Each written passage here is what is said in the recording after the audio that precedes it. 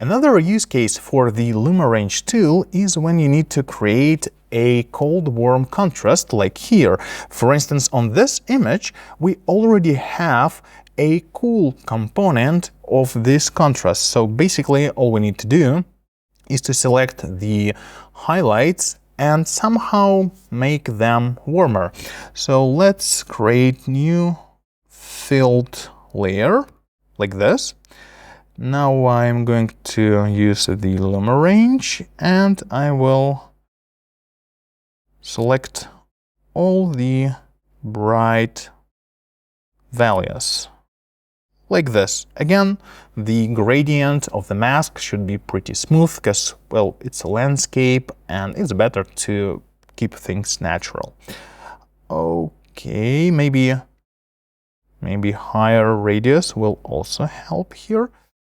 Okay, let's apply this. Now we have several options on how to make this particular area warmer. I will use the color balance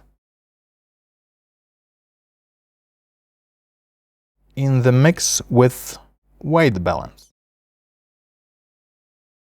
Like this. Yeah, maybe slightly warmer color toning. We have a nice color grading here, but what if I would like to color grade the shadows as well?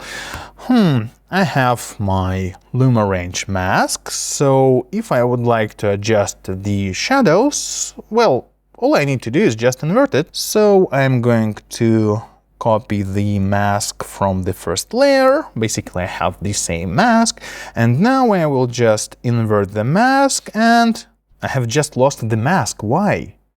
The reason is that the Luma Range tool doesn't transform your mask.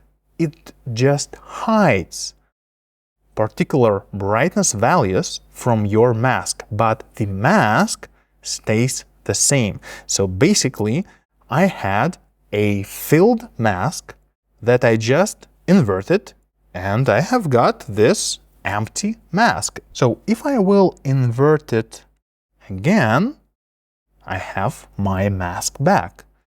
In this case, how I could invert any Luma Range mask? To do this, you need to rasterize the mask first. So if I will rasterize the mask, now it is not a Luma Range mask anymore. It's a regular mask. So by rasterizing the mask, we have just transformed the mask. And thus, if I will invert it, I will get an inverted mask, just as I have expected. And now I can apply some color grading here, maybe something like this. Yeah, a bit cyan. Looks good here. This feature of the Luma Range tool allows you to create individual brightness masks on a batch of images. So for instance, you have 4 absolutely different images. And now all we need to do is to create a new filled layer on the first image and apply some Luma Range settings. Let's say we would like to mask the shadows only, like this. Now I'm going to copy these settings and apply them to all selected images. As you can see, we now have individual Luma Range masks on every image. Every image here has the same filled layer with the same Luma Range settings, but since they are different images, the output masks are also different. There is one important thing to mention here. Usually it works only with files of the same camera. I think it is somehow connected with the file resolution, but just keep in mind that it might not work with files of different cameras. in the lesson materials, you will find 5 raw files for your image editing practice. Also, you have a practical homework.